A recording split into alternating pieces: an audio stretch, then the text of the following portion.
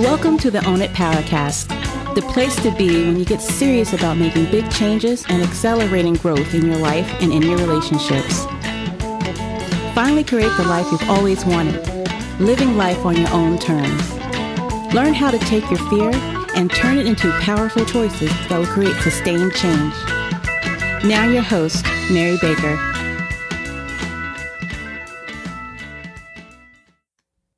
Hey everyone, welcome back to the Own It Powercast, the place to come to get what you need to move yourself forward. Hey, it's Mary Baker and welcome to episode 248, Fight or Flight, How Childhood Coping Influences Adult Boundaries. Well, welcome to a new month where we're going to be continuing to talk about one of my favorite topics, boundaries, but this time with a focus on our brains and how and why we may struggle to set them in the moment or at all. Remember last month, if you listened to those episodes, you know we talked about how setting boundaries helps us create better relationships. And yet, even though we want to do this so badly, our immediate reactions in the moments might make this hard. That's why this month we're going to be including understanding our brain-based responses so we can work all the angles. This week, we're going to revisit the concept of how early experiences probably create emotionally self-protecting responses to difficult situations and how we want to work on that in adulthood so they don't continue to run our life and get in the way of the connections that we want to have. So settle in because there might be some good things you can work on this month that can make a big difference for you. But first, if you're not already familiar, I'm hearing some great things about my mini course ebook I have available about boundaries. I think it has a lot of great information to get you started. It has some written exercises and mini podcasts I create around it. And so definitely get you started and get you thinking. There's a link in the show notes for that, so you don't want to miss that, and pass it along to others you may think will benefit. And then if you want more in-depth work, then think about taking the work a little deeper and give yourself the gift of change. And my Find Your Voice course is all about getting back to the real you, finding your true voice of who you are. And it's a 12-module immersive course with online group coaching and one-on-one support as well. So the link is there in the show notes for that too. If you want something in the middle, Goldilocks, then you can grab my 3-part masterclass. And that goes into an overview of how you lost your voice, what happened, and what are some things you can work on to try to get it back. And the link for that is also in the show notes. Okay, so let's get into today's focus, the fight or flight. How our childhood coping can really influence our behaviors today. So we're going to dive into the brain science of boundaries. Have you ever wondered how your brain can help you make clearer decisions about setting boundaries? Or don't you wish it would? So we're going to talk about how your thinking brain, specifically your prefrontal cortex that I talk about all the time here on the show, actually plays a key role in empowering your choices. So I want you to imagine this for a moment. So your brain, we know, has different parts. One of them, the prefrontal cortex, is like your thinking brain. It helps you make decisions, solve problems, and control your impulses. So when it comes to boundaries, your prefrontal cortex is the one that can guide you from reacting emotionally to making thoughtful choices that you can feel good about. So today we're going to talk about practical ways to activate this thinking brain and to try to understand some of the neuroscience behind it so that you can navigate emotional reactions with a lot more awareness and clarity, and I think healthy control. So the other part of the brain where I want to focus first is the limbic system. And I touch on that here in the podcast and on my Facebook Lives every Wednesday because I think this is important. The limbic system, often called the emotional brain, is actually a complex network of brain structures that govern our emotions, our memories, and our basic instincts. So it's like the control center for our emotional responses. And what we don't realize is that it's working behind the scenes to help us navigate the world around us, to literally survive. Think about it. If you're in a situation that challenges your boundaries, whether it's a conflict with a friend or a demanding work request or a personal request that makes you uncomfortable, your limbic system immediately springs into action. It's going to react almost instinctively, instantly, like before you can catch it instantly. And it's going to trigger emotional responses that can feel intense and immediate. We know this. We've experienced it. So you might feel a surge of fear if someone crosses a line, anger if your boundaries are ignored, and or anxiety when you're not sure how to respond. So think for a moment if those have happened to you. They're very common. And the problem is that the limbic system doesn't stop to think or rationalize. It doesn't have time for that. It's focused on survival and protection. And that makes sense. It's designed to react quickly to potential threats, real or perceived, to keep us safe. That's why I think I heard somewhere that you lose your peripheral vision when you're in an argument with someone. That's why you forget there's 32 people in the room that are witnessing your argument, and you don't think about them. And the belief is that you can't, because if you spent time being distracted by them, the bear might eat you. So in the context of boundaries, the limbic system can sometimes lead the way with these strong emotional reactions, which is good. You get angry. Someone steps on your foot. It hurts. You yell. I think it's like having a built-in alarm system. So when something doesn't feel right, we have an immediate reaction. And while these emotions, I think, are important signals and we should not ignore them, they can sometimes cloud our judgment or lead to impulsive reactions. So how you feel needs to be separated from what you do in the moment. And that's what we're going to work on today. Because the limbic system, I think, is your brain's first responder. When we're triggered by a boundary issue, the limbic system jumps in with these immediate feelings, urging us to pay attention and take action, which is good. Think about it. If you didn't have pain in your leg, you couldn't feel that you hurt your leg and get medical attention for it. But here's the thing. While the limbic system is crucial for our survival and emotional well-being, it doesn't always offer the most nuanced or thoughtful responses, especially in complex social situations, which, when you're an adult, a lot of them are. So that's where our thinking brain, the prefrontal cortex, comes into play. I liken it to a wise advisor because it's helping us make decisions based on reason, on logic, and our long-term well-being. And that's what we want to talk about.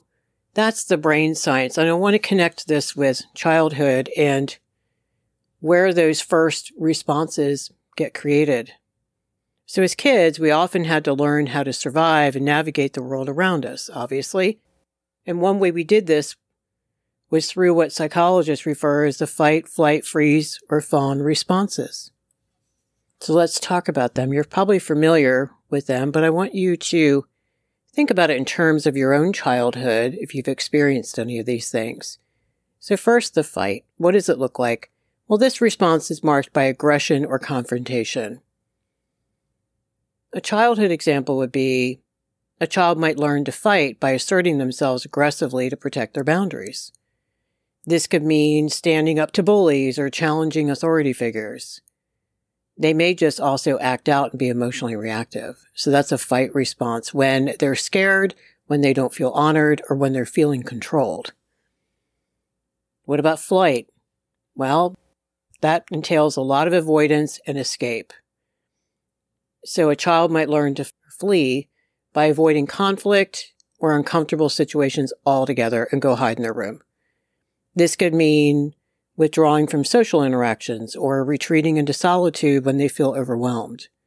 And a lot of times this can get cemented for kids when they don't have emotionally available parents that come in the bedroom and sit there and talk through things with them and offer support. I mean, think about it. If the child is trying to flee from the parent, then what?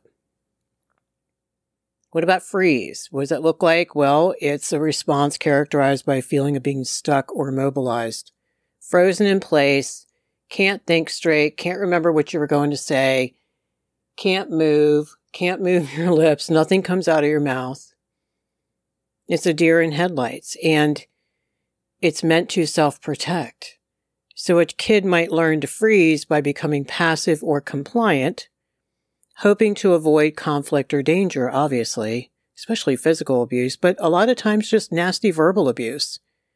So this could involve staying silent when boundaries are crossed, or going along with others' demands to maintain the peace, so mom doesn't rage, so dad doesn't leave. What about fawn? So what that looks like is people pleasing, pleasing others or appease them. So a child might learn to fawn by prioritizing other people's needs over their own, often at the expense of their own boundaries, and for good reasons in the moment. It can mean being overly accommodating, seeking lots of validation, becoming a people pleaser. So what happens is these have big impacts on boundary setting, because these are all fear-based responses, fear/self-protective responses, and boundaries aren't those. So it's important to note that these responses aren't mutually exclusive either. In different situations, you might have a combo of fight, flight, freeze, or fawn behaviors, whatever makes sense in the moment. And then these become automatic patterns. That's what's important to focus on today. They become automatic patterns of behavior, and they become deeply ingrained. Because the earlier your experiences, and probably the more traumatic they were emotionally, the more imprinted you are, and that makes sense. And for people who experience severe trauma, they're going to be heightened or more pronounced. And we know that. We understand that. So what do we do about this? So if you found yourself in some of those examples, and remember there's a continuum. It didn't have to be horrible in order to impact you. I want you to remember that. So wherever you found yourself on the continuum is wherever you found yourself, and that's where you need to do the work. So let's talk about navigating boundary setting today. Well, there's 3 things we want to do. We want to create awareness, obviously, and understand our own responses and why and where and when and how. And then we need to learn boundaries and relearn healthy boundaries. And then we need to create empowering choices. We need to engage our thinking brain. We need to bring in the prefrontal cortex because that's what allows us to make conscious choices about our boundaries, rather than reacting purely from fear, from these childhood survival strategies. Because I want to stop here for a moment and think about, and I mentioned this in so many different ways in the podcast episodes because I think it matters so much. All of the fight, flight, freeze, or fawn are fear-based reactions. And that is giving power to the situation, giving power to the person in front of you, even today. It is not garnering power from the inside. And I'm not talking about control per se. I'm talking about healthy empowerment. And that's why self-esteem gets hammered, anxiety goes up, depression goes up, because there isn't any sense of internal locus of control, that we have ownership of self. And that's why personal responsibility is so big. Otherwise, you're just being traumatized all over again as a grown-up because you're freezing in a conversation when someone's being nasty to you or asking you for something you don't want to give, or gaslights you or minimizes your feelings or doesn't listen to what you had to say. Or maybe it isn't about them. You've changed your mind about something and you need to bring it up in a meeting with them, but you can't. So how do we switch parts of our brain? Well, what we do know, and what I have practiced and experienced myself, so I know it works, is we have to first get out of fight or flight. That's the first thing we have to do. That's why people tell you to pause and breathe. And you can roll your eyes all you want. I know I did for a while. But you have to take a moment to pause, because if you don't, you're not thinking. You're just reacting. And the reactions come so hard and so fast, you don't even have any control over them. And that's why creating awareness is really important. So what I mean by that is you are observing yourself in the moment, observing yourself, observing what's going on, but also observing yourself. Like, how are you feeling? What's going on? Starting to feel a little freaked out, maybe. starting to feel really angry. I want to lash out, you say, but I don't want to do that. Let me hold on. Let me pause and let me breathe. One of the reasons why this helps is it allows you to disengage your automatic reactions and engage your thinking brain because you're choosing to breathe. And as soon as you decide, as soon as you think about making a choice, you're not in fight or flight anymore. And hopefully you're getting out of fawn. That's harder, I think. Because fawning can look like other stuff, like being nice and being kind and all those things. So pause and breathe. Take a moment. Deep breaths if you can. Calm down your nervous system. And then you want to identify your emotions. Notice what you're feeling. Are you feeling fear? Are you feeling anger? Are you feeling anxiety? All the above. And then, like I always tell you, think about, why does that make sense? Why am I not crazy? Oh yeah, that's right. I'm angry. That person just crossed my boundary. That person just gaslit me. That person did A, B, and C. Of course I'm angry. Of course I'm afraid. I'm afraid because I'm getting ready to ask for what I need, and I'm not good at that yet. And so, of course, I have anxiety around it. Understanding how you feel, I think, helps you respond rather than react impulsively and compulsively, because the compulsion is not thought about. It's just done. But if you have to own what you're feeling, I think you affirm yourself. You feel more grounded. You're not in fear as much. You have more self-trust and more confidence to make a better decision on how to respond. Step 3, you want to assess the situation. Okay, what am I going to do? So consider the context and what boundary is being challenged. This really can help you understand what's at stake and what you need to protect. I want to stop here for a moment.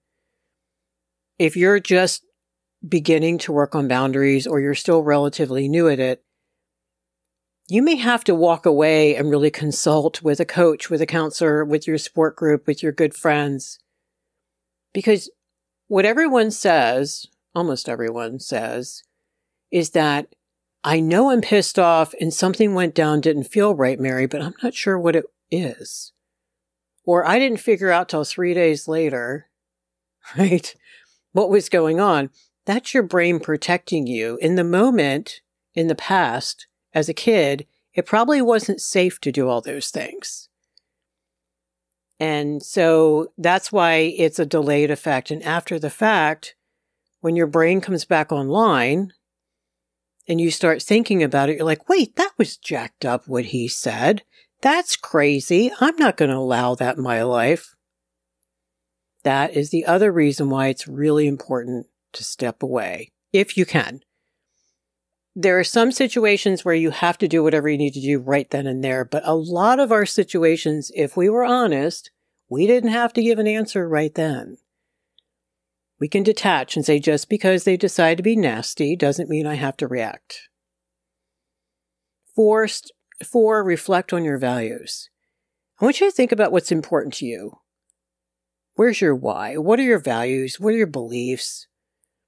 Do you value your well-being? So, for example, if you value your well-being, then you're not going to just let people treat you poorly because you know that's really toxic for you.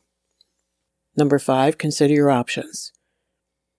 This is where we got to brainstorm different ways to assert our boundary respectfully, and that's where we need help. And having options, I think, empowers you to choose the best response for the situation. I think it also keeps you in that prefrontal cortex where you need to stay. I think visualization, step 6, is a big one too. I want you to visualize the outcome in the calmest way that you can. And, and be realistic, you're going to have some anxiety in that visualization at first. But I want you to try to practice saying no to someone in a kind, respectful, but firm way, and that it goes well. Step 7, choose your response. What did you come up with? So based on your reflection and your assessment and all the brainstorming, make a conscious decision. This is where we get intentional. This is where we intend to respond thoughtfully, on purpose, staying on our side, owning our thoughts and feelings. Step 8, assert the boundary. That's when you can communicate your boundary clearly and assertively as best you can. You get better and better at this the more you do it and the more you practice it. Step 9, practice self-compassion and try to debrief with your support system when you first start setting boundaries. 2 reasons. 1, you're going to need that support and that encouragement, and you're going to need that reflection back as to why you said what you said in the situation and why that made sense and why that was healthy and all the things. And do lots of self-compassion here to be kind to yourself. And also remember that self-compassion doesn't just encourage us to grow and learn. It also helps calm down our nervous system. It helps us help ourselves feel safe. Like when you put your hand on your heart or you hug yourself, it's not just woo-woo, it actually helps you physiologically feel safer. And then finally, reflect and learn. Reflect on how it went, what you learned, what you realized. And this is an ongoing practice, and I think it helps you refine your boundary skills and get better and better and better at it. So let's talk about an example would be a friend asks you to lend them money, but you're not comfortable with it. So first, you take a moment, get centered, breathe. Identify what you're feeling. You're anxious about telling them no. You're afraid of conflict. You don't want to be seen as selfish or unkind.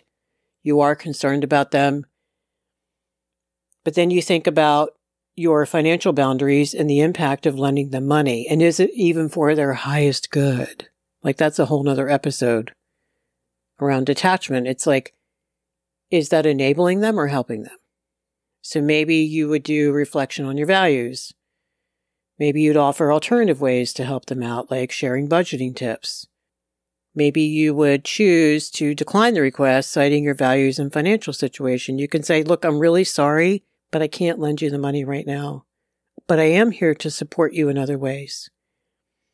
And then you can remind yourself it's okay to prioritize your financial well-being. You're not a bad person because you're doing that. In fact, you're being a better friend because you're taking care of your caca. And then reflect. Think about what went well and what you could improve on next time. Like maybe that friend got upset and then you got a little squirrely and defensive. And then it wasn't pretty and maybe they hung up the phone or walked away. And so it doesn't often go perfectly for us.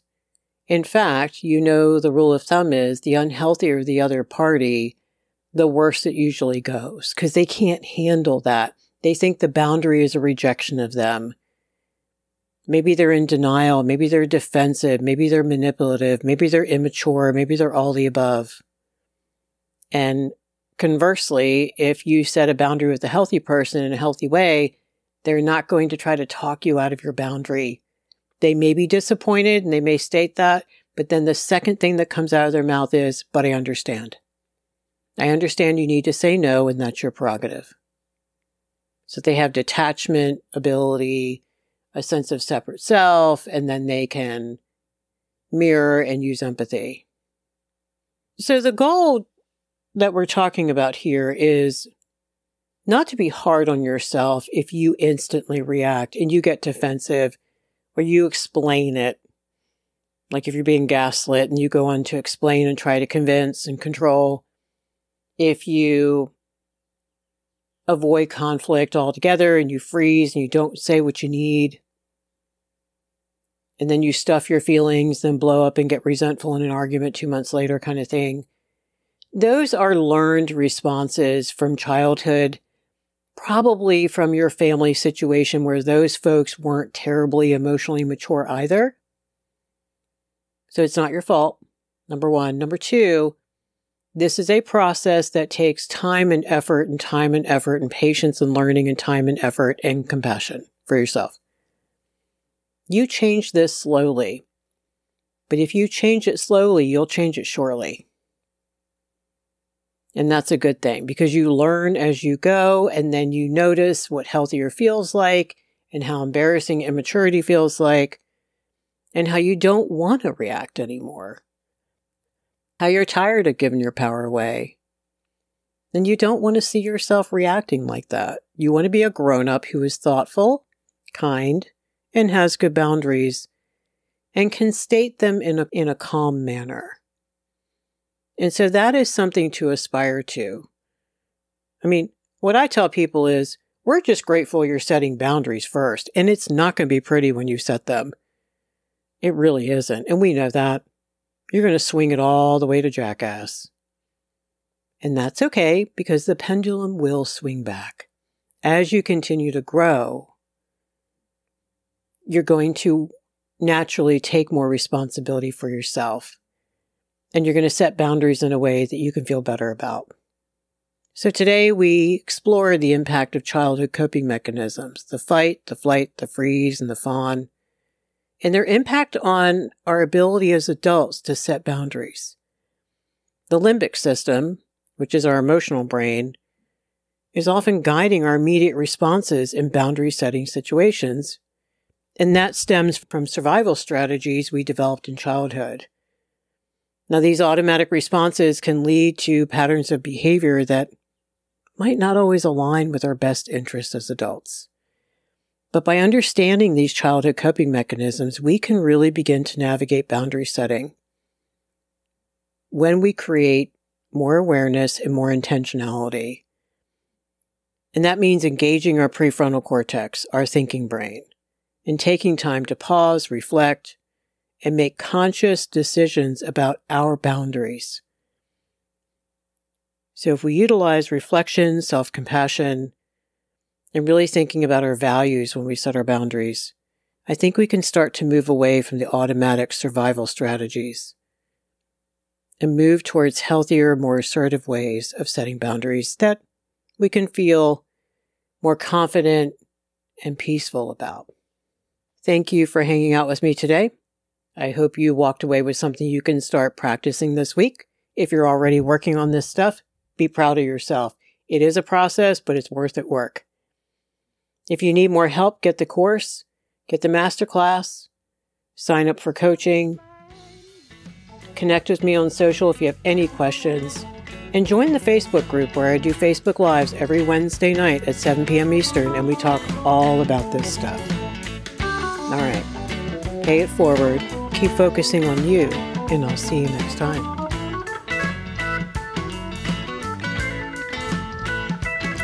We hope you took away some useful insights and tools you can begin using right away. If you did, please leave a positive review and share on your social media. Because could you imagine if everyone in your life really got it together? Remember, own it now, so you can really own it later.